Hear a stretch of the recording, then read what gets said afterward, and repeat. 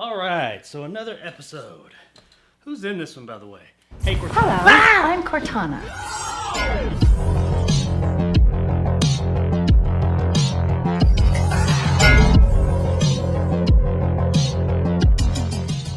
Halo, the series, episode 3, Emergence, is brought to us by director Roll Renee and stars Pablo Schreiber, Natasha McKellen, and Jen Taylor. John meets his new partner and discovers secrets in his own memory, and Quan wants to continue her people's fight for independence. So just like last week, this is going to be a spoiler review, because I figure if you're watching a review of episode 3 of a TV show, you've either already watched it or you have every intention on watching it. So if you do want to watch the show and don't want it spoiled, then turn this off right now, come back later if you've watched it, and hopefully listen to my thoughts. That's your one and only warning, so here we go with some spoilers. This is the Cortana episode. If you've been looking forward to seeing Cortana in this show, well, you're about to get a whole lot of her in this episode. And she is very similar to how she is in the game. She's even voiced by Jen Taylor, who has always done the voice of Cortana. Now, we'd already seen Cortana in the trailer of the series, and there's been a lot of debate about the look of this character, and honestly, I didn't have an issue with it. Did she look identical to the way she looked in the games? No, but really that depends on which game you're talking about, because her look has evolved as the years have gone on. This version of Cortana is very similar to the ones in the games. I mean, she has a few more clothes on, I'll give her that much, but overall it looks like Cortana. It's not like they totally changed the look of the character. When you see this character, if you're familiar with the Halo universe, you're not going to be confused as to who it is. But the thing that really sold it as Cortana to me was Jen Taylor doing the voice. She is doing her Cortana thing here. She is very reminiscent of the game series. She's not just like really robotic, even though she is an AI. She's very quippy and witty. While she is very analytical at times, she also has emotion. She shows that she does care about things and what's going on around her. And Jen Taylor sells the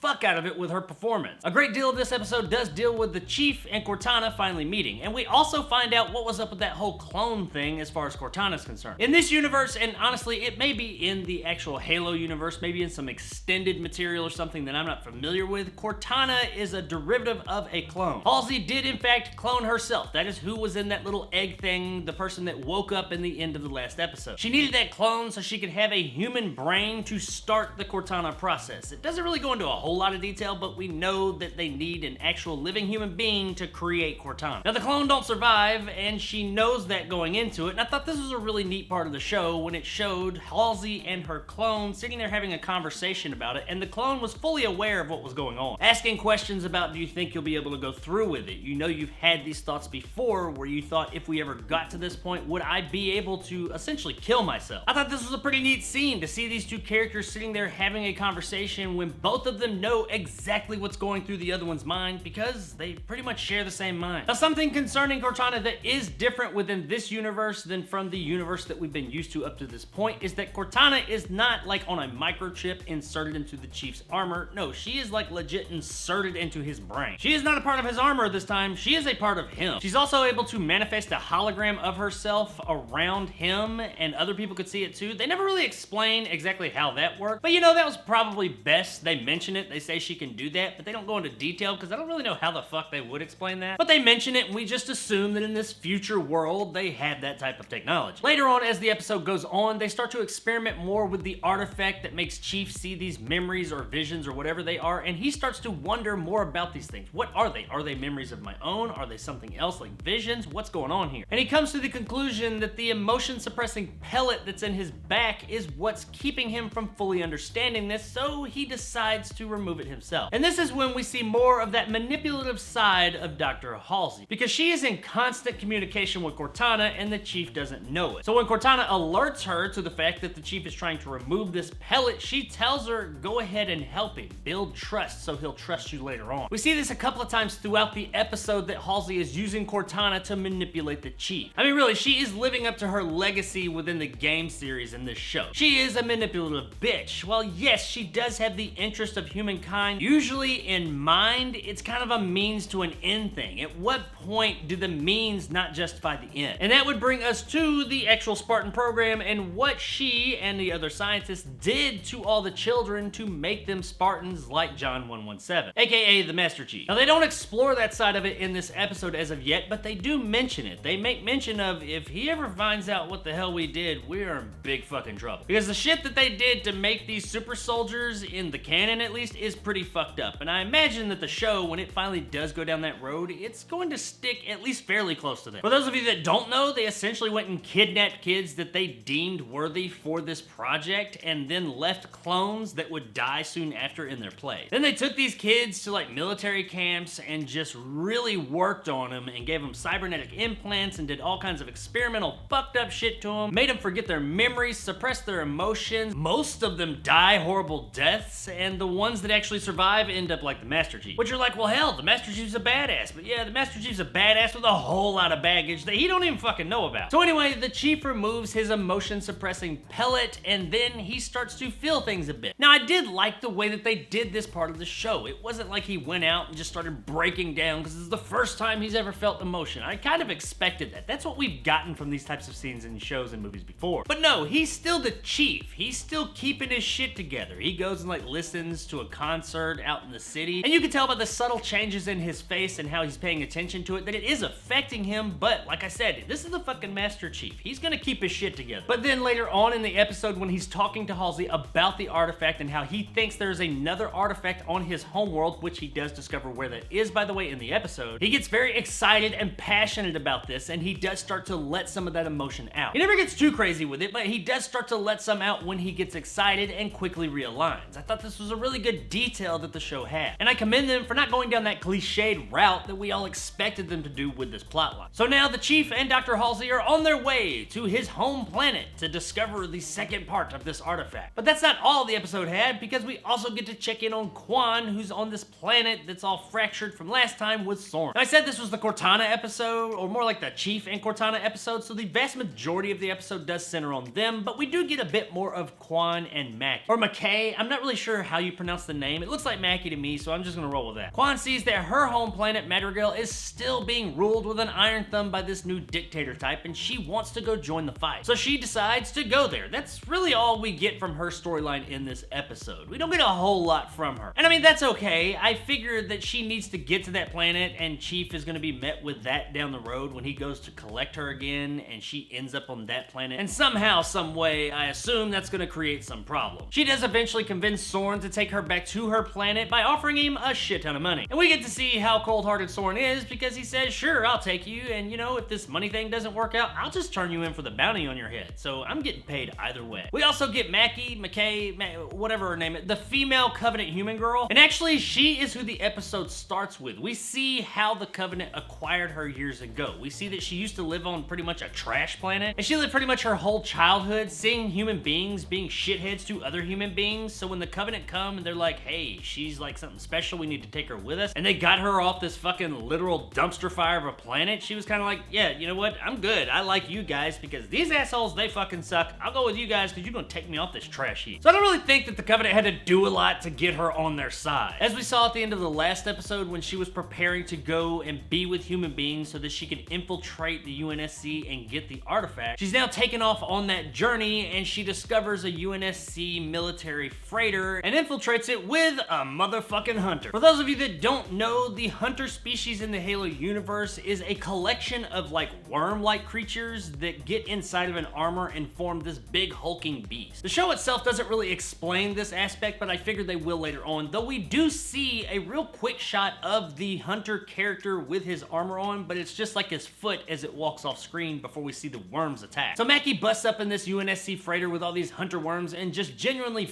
fucks up everything. And beyond Halo Nightfall, which we don't really talk about Halo Nightfall, this is one of the first times that we've seen the hunters in their natural worm form and the actual destruction that they can cause. And oh shit, I don't even see why they put that armor on, because they fuck shit up. These fucking worms wreck some shit here. We saw this scene in the trailer, and when I saw it, honestly, I thought it was the Flood, but no, this is the hunter worms. They're just going around and killing everybody on this freighter. They did a really good job of showing how badass and deadly these things are. I thought that them coming together within the Halo universe in these big hulking hunter frames was what made them deadly. When they were alone, maybe they weren't so deadly. No, I was wrong. I think they're even more deadly in this form. Anyway though, Mackie infiltrates the freighter, but is unable to get any information about the UNSC, where their home planet is, where the Chief is, where the artifact is. So after wiping out this entire freighter and trying to get what information she can from it, she reboards her ship and they head back off to Madrigal, which is also where Quan is heading, by the way, so I'm imagining that at some point the Chief is gonna have to go there, and that's when shit's gonna go down. And that is our episode, and I really like this episode. I liked it more than the last episode, in fact. From an action standpoint, while we don't get quite as much as we did in the first episode, we get a whole lot more than we did in the last episode, which was none. And what we do get is pretty damn cool. And also the story aspects here. It wasn't just a whole bunch of setup. We actually got some payoff in this episode. Things are finally starting to pay off, and it is pretty exciting. Now, the Chief, once again, does spend the vast majority of this episode out of his armor. He doesn't really get into it in like the last couple of minutes of the episode. But it does make sense here. He's at his HQ.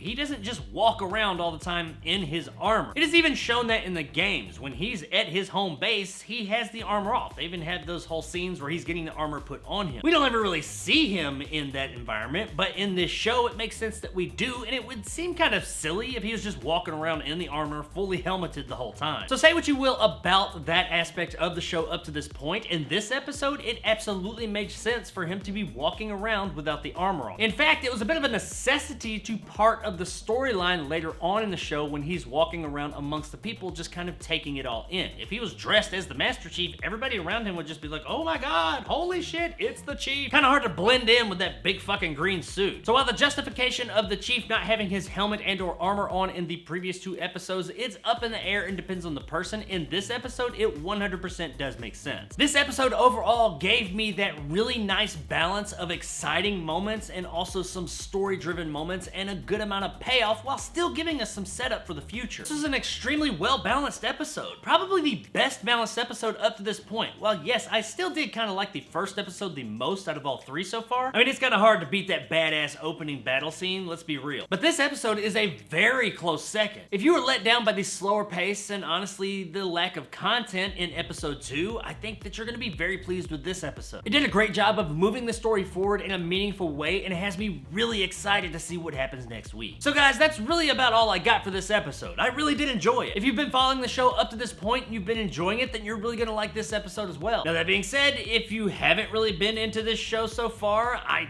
doubt this one's really gonna change your mind, but hey, who knows? So there it is, guys, my review of Halo Episode 2, Emergence. If you enjoyed and want more content like this, hit that subscribe button and help my little channel grow. If you want to help out the channel, check out my Patreon in the description below. Become a jarhead and get some of the awesome benefits to go along with that, like these guys, and possibly check out my top tier and become a bad motherfucker like my man Dragon Khan and Marge G. I guess I gotta stop saying my man because I'm pretty sure that Marge G is probably a female. If you liked what I had to say, give me a like. If not, let me know in the comments below why. And as always, stay sexy, Harvest.